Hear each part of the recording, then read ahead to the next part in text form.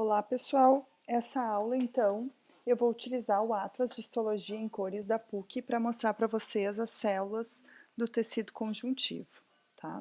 Então, entrando no Atlas, a gente vai ir ali na parte de tecido conjuntivo e logo em seguida a gente desce e a gente já tem as células do tecido conjuntivo. Então, aqui nessa primeira lâmina, a gente vê que é uma lâmina do tecido conjuntivo. E aqui a gente observa algumas células, né? E observa alguns vasos sanguíneos, né? Dá para ver a matriz extracelular em rosa e as células. As células maiores, ó, que estão marcadas aqui, ó, são os fibroblastos. Os fibroblastos são as principais células do tecido conjuntivo e são responsáveis por produzir as fibras colágenas, tá? Quando o fibroblasto não está ativo, ele fica na forma de fibrócito, que são as células menorzinhas aqui, ó, tá? Então, as menores, fibrócitos, as mais magrinhas, que é tipo um processo de adormecimento, vamos dizer assim, a célula não está totalmente ativa. E o fibroblasto é uma célula superativa que produz bastante proteína. E aqui a gente consegue visualizar alguns vasos sanguíneos, ó, com sangue dentro. Descendo, a gente consegue ver os macrófagos. Ó, os macrófagos são uma das maiores células que a gente encontra no tecido conjuntivo e eles são responsáveis, são células do sistema imune e são responsáveis por fazer a fagocitose. Então, eles têm uma forma assim meio dismórfica, né? E eles são maiores do que os outros. Aqui nessa lâmina a gente consegue visualizar umas células pequenas, assim, ó, redondinhas, essa que são os linfócitos, tá? Normalmente no tecido conjuntivo saudável a gente não encontra muito desse tipo de célula, né, de macrófagos, né, e nem de linfócitos, somente num tecido que está, assim, com algum processo inflamatório que a gente vai encontrar essas células. O normal é a gente encontrar os fibroblastos e os fibrócitos, tá? Então essas células grandes aqui, as maiores são os macrófagos, que fazem o processo de fagocitose, e essas células redondinhas aqui pequenas são linfócitos que a gente vai encontrar quando o tecido está com algum processo inflamatório.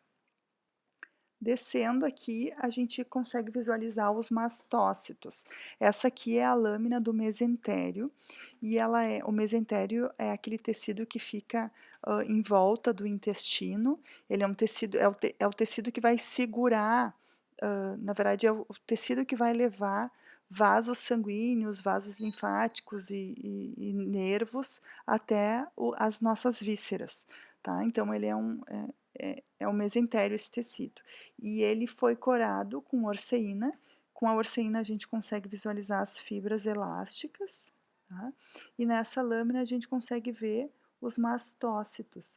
Os mastócitos são células grandes também, que têm uma grande quantidade de grânulos de estamina, tá?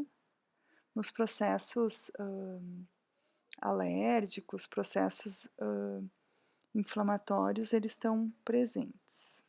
Então, esses aqui são os mastócitos. Aqui é o tecido adiposo, a gente consegue visualizar células do tecido adiposo. Lembram que eu já comentei com vocês que pelo processo de produção lá dos bloquinhos de parafina, a gente utiliza o xilol, e o xilol tira toda a parte lipídica, né? Ele limpa, clarifica a lâmina. Então, geralmente, dentro das células do tecido adiposo, tem armazenamento de lipídios, e como o xilol tira todo o lipídio, a gente vê né, ela vazia dentro, toda branca. E aqui a gente consegue visualizar os núcleos, olha, o núcleo da célula e as células do tecido adiposo. Então, geralmente a parte mais branca do tecido é o tecido adiposo. Aqui a gente consegue visualizar os plasmócitos. Os plasmócitos são células grandes também, não tanto quanto o macrófago, mas ele também é uma célula grande. Ele é uma célula de memória. O plasmócito, antes de ser um plasmócito, ele era um linfócito B. E o plasmócito, ele é aquela célula que produz anticorpos. Então, por exemplo, se a gente recebeu a vacina da rubéola ou entrou em contato com algum vírus, com sarampo, por exemplo, a gente tem plasmócitos específicos para esses vírus, né, para esses patógenos. E daí, quando a gente entra em contato com esse vírus, com esse patógeno, a gente não vai desenvolver de novo a doença. Por quê? Porque essas células de memória vão se dividir e vão começar a produzir muitos anticorpos, né, e impedir que a doença se manifeste, tá? Eles têm um formato de roda de carroça. Ver se aqui a gente consegue visualizar. Ó, aqui não tá tão bom para visualizar, mas enfim, são esses aqui. Geralmente o núcleo fica mais no canto, tá? E o núcleo dele tem um formato de roda de carroça. Nessa imagem, isso aqui dá para ver que não é um tecido normal, é um processo inflamatório, um tecido conjuntivo com um processo inflamatório. A gente consegue visualizar também algumas células que são os eosinófilos. Ó. Essa aqui tem cheia de grânulos vermelhos, são eosinófilos.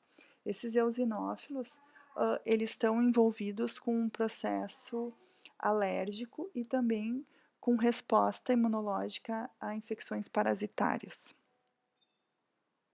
Tá? Então, mas aqui marcado a gente só tem os plasmócitos e essas células aqui, ó, que são os eosinófilos. Aqui, se a gente olhar, tem também aqui uns linfócitos também. Tá? E era isso, então, de células do tecido conjuntivo. Até mais.